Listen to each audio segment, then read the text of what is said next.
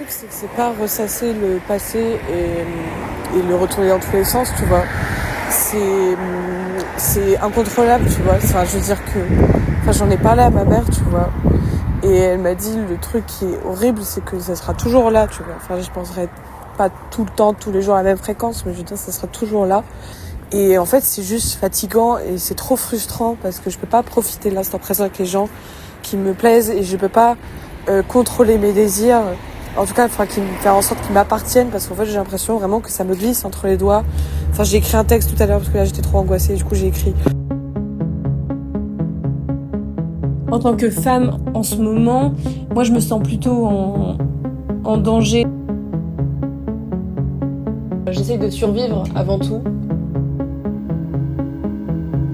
Pas me confronter à des situations qui me mettraient en danger, genre dans la rue, quoi. La rue, c'est l'espace public par excellence, donc c'est là que se retrouvent c'est là que se retrouvent les difficultés parce que à chaque fois on se fait emmerder, quoi, tu vois.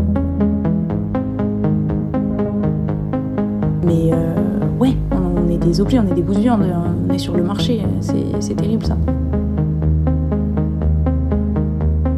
Bon, ok, si jamais il se passe ça, qu'est-ce que je fais ? De toute façon, tu n'avais rien à dire. Comment on va s'habiller, qu'est-ce qu'on va manger.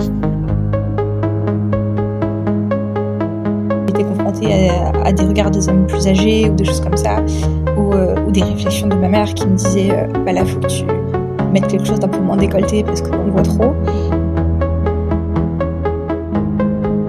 Moi, je me sens plutôt en danger. En tant que femme, en ce moment, j'essaie de survivre avant tout. Mais ouais, on est des objets, on est des bouts de viande, on est sur le marché, c'est terrible ça.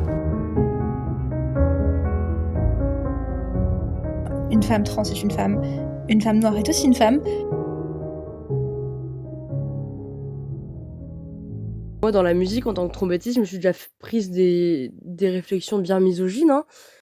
Petite anecdote, bon, c'est vraiment un truc ridicule, mais je l'ai encore en travers de la gorge. Quand j'ai commencé le rugby, quand j'étais en tout début collège, j'ai commencé dans des petites équipes, et en fait, il y avait pas d'équipe féminine qui existait à cette époque-là, et donc je jouais avec des garçons, et dans les équipes garçons, on était 2-3 filles pour 15 garçons, et en fait, on a gagné le tournoi, et tout le monde a été remercié, tous les garçons ont reçu leur médaille d'or, etc., machin, on leur a fait une holla et tout. Et nous, en fait, on n'a rien reçu, même pas un serrage de main pour nous féliciter parce qu'on n'était pas dans la catégorie, mais qu'on avait quand même joué et aidé l'équipe à gagner. Et à ce moment-là, je l'ai vraiment eu en travers de la gorge. Je me suis dit, c'est dégueulasse parce que vous êtes capable de pas faire de différence de sexe pour arriver de genre pour arriver sur le terrain, mais par contre pour nous remercier et distribuer une médaille, là il y a un souci. Donc ça, j'ai vraiment mal pris. Niveau professionnel, donc moi je vais être danseuse. Et dans la danse, les danseuses, c'est beaucoup des femmes, mais les postes plus hauts hiérarchiquement, donc les chorégraphes, les profs, les directeurs de compagnie et tout ça, c'est beaucoup des hommes. Et ça me pose question sur le moment où il y a un shift qui se fait entre... à quel moment, en fait, les femmes arrêtent d'accéder à ces places hiérarchiques, arrêtent de pouvoir monter en hiérarchie pour arriver à ces postes-là, et que ce soit principalement des hommes, alors que la danse, c'est un milieu qui est quand même dominé par les femmes. Pour moi, être une femme, ça passe par l'éducation. Et dans la société que je connais, dans les cercles dans lesquels j'ai grandi, cette éducation, elle apprend à être discrète, à savoir s'adapter, ce qui n'est pas forcément quelque chose de mauvais, mais... Un peu peur en fait, parce qu'on se sent un peu... pour ma part, je me sens un peu impuissante à certains moments. Planifier la manière dont tu vas être perçue, dont tu vas t'habiller pour l'entretien d'embauche, comment tu vas t'habiller quand tu vas sortir dans la rue. Être une maman. Maintenant, c'est difficile pour moi, je trouve, de concevoir mon identité de genre de femme autrement qu'en opposition que celle des hommes. Mais en fait, on est totalement notre façon de penser, notre façon d'agir, ce qu'on est totalement. Tu dois constamment penser à la manière dont on va te percevoir, je crois. Et en tant que femme, dans la société dans laquelle on évolue. La société a des attentes très particulières par rapport à nous, et ce, à un âge très jeune. Et c'est Telle activité, c'est des trucs de mecs. Globalement, c'est ça pour moi, être une femme. Simone de Beauvoir disait il y a plus de 20 ans, mais elle a toujours raison, on ne naît pas femme, on le devient. On vous élève de telle manière que vous êtes conditionnés. Toutes les femmes, alors en dehors même du clivage de classe, toutes les femmes, en général, sont élevées très tôt pour plaire à l'homme, pour le séduire et pour être épousée. C'est très important d'être épousée. Le fait que j'ai été une femme est certainement quelque chose qui a catalysé chez moi le sens de l'injustice. La femme doit commencer par s'appartenir. Vous comprenez? Je ne sais pas si des hommes comme vous le sentent.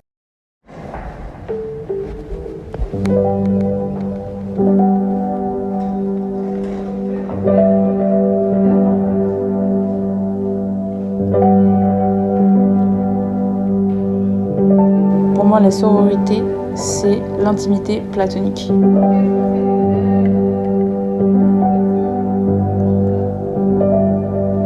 Aujourd'hui, entre nous, entre femmes, on se soutient et on se supporte.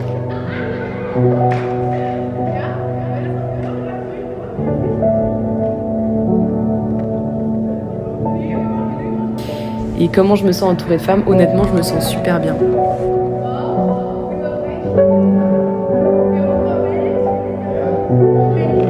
Enfin, on partage vraiment un truc très puissant que je pense ne pas être capable de partager avec un homme.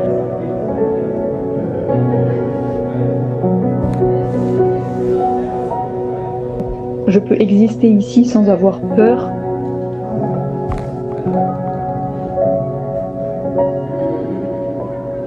Il faut imaginer les liens entre elles et l'énergie qui est autour, etc. Et le fait qu'elles soient liées et qu'elles se comprennent et qu'elles puissent compter les unes sur les autres, quoi. Pour moi, clairement, c'est ça.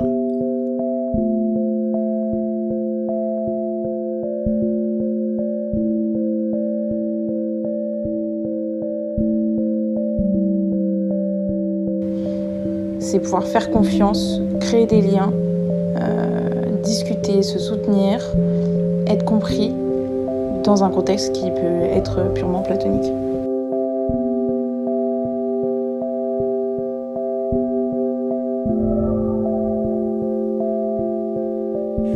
Enfin, pas stimulant, mais genre tu te sens, je sais pas, entourée de femmes, genre tu te sens puissante. Et être en sécurité.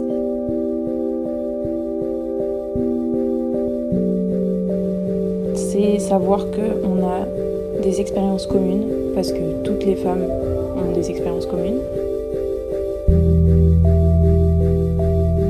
Pour moi, la sororité, ça rentre aussi dans le fait de je te crois quoi qu'il arrive, parce que tu seras peut-être pas entendu par des hommes, et moi j'ai envie de te croire en tant que femme.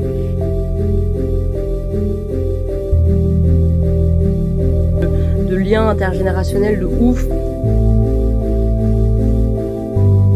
Des femmes avec qui je sens qu'il y a une notion d'équipe en fait. La notion de sororité, c'est des personnes qui sont extrêmement marquantes et c'est les héroïnes de mon quotidien. C'est les femmes fortes de ma famille en fait.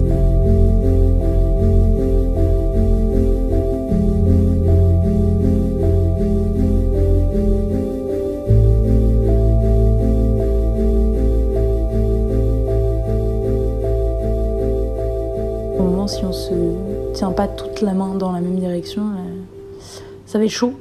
Ça va être chaud de s'en sortir. Un après-midi d'été, je suis au lycée, il fait super chaud et je descends en ville. Et donc j'étais dans le cadre de mon lycée, j'étais en jupe longue en plus, jupe longue donc qui m'arrive aux chevilles, légère, t-shirt hyper large, à volant, à foufou, enfin un truc vraiment mais bohème de chez Bohème, j'ai adoré cette tenue d'ailleurs. Et donc je me pointe comme ça au lycée, toute la journée se passe très bien, et je descends en ville et il fait super chaud, et donc j'ai pas ma veste, et là c'est les regards que je me prends, et les commentaires que je me prends. Et j'ai vraiment eu l'impression d'être sortie de la cage, quoi. Genre, le lycée me protégeait, et là, je rentre dans la jungle, et c'est un peu terrifiant. À un moment où, en tant qu'homme blanc privilégié, il faut se remettre en question, en fait. À quoi est-ce que je corresponds ? Comment la société me définit-elle ? Est-ce que j'ai un privilège par rapport à d'autres ?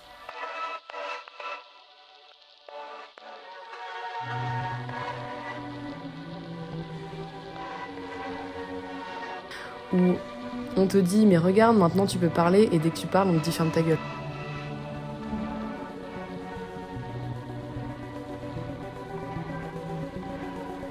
Il faut surtout qu'on arrête de se taire en fait, qu'on arrive à exprimer, à plus rien laisser passer, à dire non tu peux pas me parler comme ça, tu peux pas me traiter comme ça.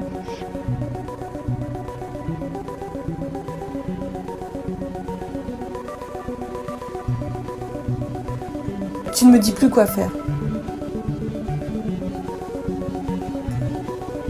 Elle avait l'appart pour elle, donc j'ai insisté.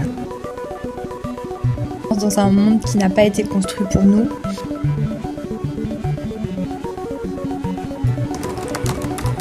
Et qu'est-ce qu'elle vous a répondu ? Elle a accepté. Les hommes veulent tout avoir, que tout leur appartienne, et notamment nous. Et ils ont baisé la société avec ça.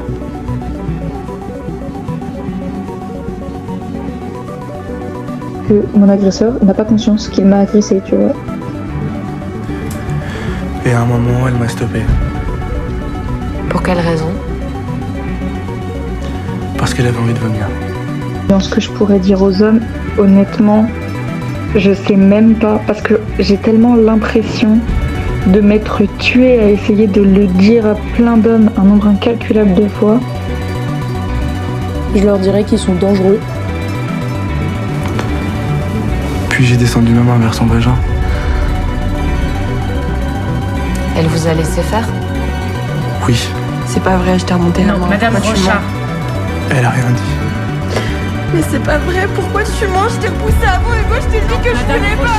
Tu m'as dit que t'allais leur dire la vérité. Madame Rochard, s'il vous plaît. J'étais tétanisée, je pouvais pas bouger. Pourquoi tu fais ça ? Il est en train de mentir. Mon père m'a dit qu'il y avait tellement de métiers que je pouvais pas faire si j'avais un casier, j'avais pas le choix. Ok, j'étais coincé. Et moi, je l'ai eu le choix ou pas ? Tu m'as laissé le choix, moi ou pas ?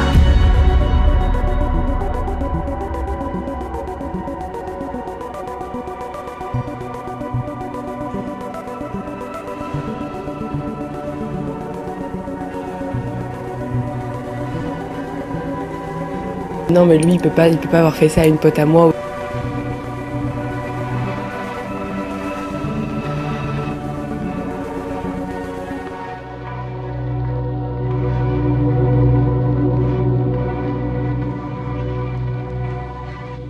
J'expliquerai pourquoi le patriarcat, la société, etc. est complètement misogyne, qu'elle est horrible, littéralement, et que les femmes sont réduites dedans. Et qu'il faudrait juste la changer, quoi, parce que c'est plus possible.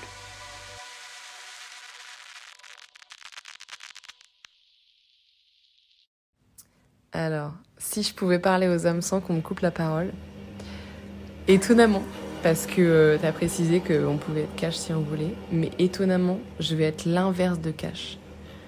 Parce que ça n'arrive qu'une fois dans une vie. En fait, ça n'arrive même jamais dans une vie, donc c'est hypothétique, mais si jamais ça arrivait, ça arriverait qu'une fois dans une vie que de pouvoir m'adresser à tous les hommes et qu'il n'ait pas trop le choix que de m'écouter sans m'interrompre. Donc si vraiment j'avais cette chance-là, je pense que je choisirais extrêmement bien chacun de mes mots pour que ça ait un impact le plus total. Parce que si je leur dis d'aller se faire foutre parce que c'est des sombres merdes qui nous maltraitent depuis des siècles, ça va se braquer. Et en vrai, un peu à juste titre. Donc je pense que je prendrais vraiment hyper minutieusement le choix de mes mots, et je pense que là je vais te faire un espèce de brouillon où je vais te dire ce que j'aurais envie de leur dire, mais si vraiment je voulais faire ça, je prendrais le temps d'écrire un truc absolument entendable par tous et qu'il fasse, enfin vraiment que ce soit compréhensible par tous. Donc ça me prendrait des plombs, mais je vais pas le faire là. Mais je vais te dire ce que j'y mettrais, en tout cas. J'y mettrais le fait que le féminisme a tout à gagner à ce que les hommes rejoignent la lutte et que les hommes ont tout à gagner à ce que le féminisme soit beaucoup plus présent et à cesser ce monde patriarcal. Et je comprends qu'ils ont là actuellement des privilèges qu'ils n'auraient pas si le féminisme était omniprésent. Mais à la fois, ils ont un tas de barrières dont ils se rendent même plus compte et qui est lié intimement au patriarcat. Et j'aimerais leur dire qu'on peut pas faire autant de différences basées sur un aspect physique, parce qu'en plus c'est vraiment ça. Ce qui différencie les hommes des femmes aujourd'hui, c'est vraiment le physique. Et donc on peut pas juste baser toute une... Mais ça s'étend, mais c'est ça le problème aussi, ça s'étend à absolument toutes les luttes. On peut pas séparer autant la population et que j'ai envie de dire qu'on gagnerait tellement à juste être tous beaucoup plus solidaires les uns avec les unes avec les autres. Et qu'il faut arrêter d'avoir peur du féminisme parce que ça pour le coup c'est une belle connerie. Parce qu'en tant que meuf, on a plein de raisons d'avoir peur. Des hommes plus particulièrement, mais du système en vrai. Et que eux, en tant que mecs, avoir peur du féminisme, c'est un peu ridicule.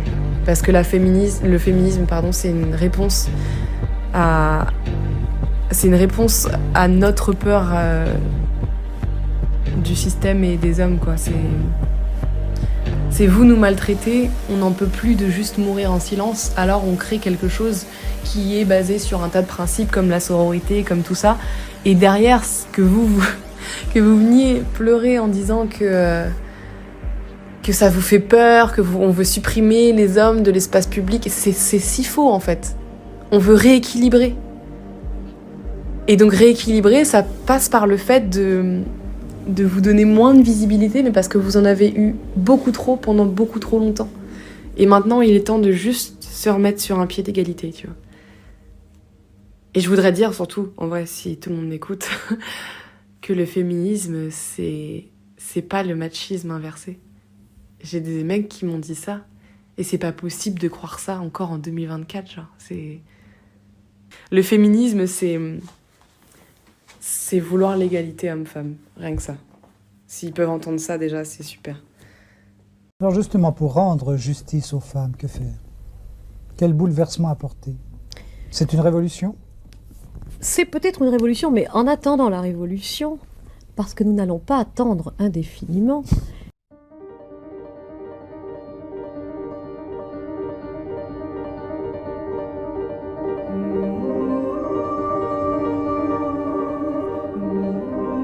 je veux la révolution.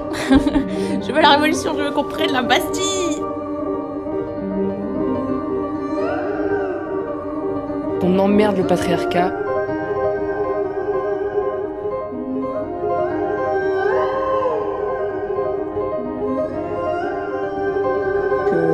Vive ma petite sœur, vive ma cousine, vive ma tati sorcière.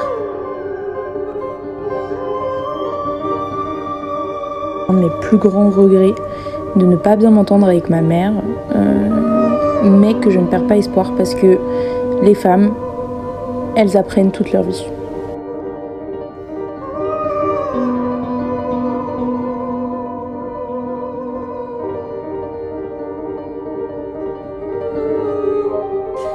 De qu'est-ce qu'on fait des alliés dans la lutte féministe, qu'est-ce qu'on fait de ces hommes qui se disent féministes.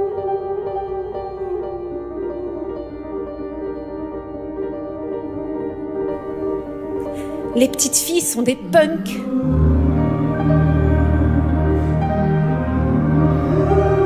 Il faut se méfier des petites filles.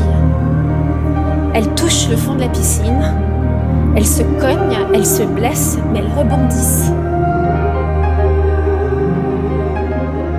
Bravo les lesbiennes aussi. Vive les femmes.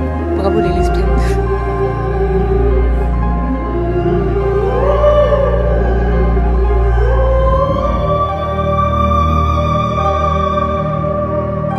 mais il n'y aura pas de vrai changement concret et satisfaisant sans un bouleversement, une révolution féministe.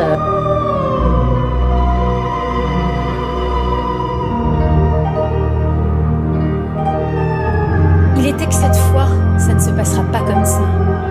Pas comme les autres fois.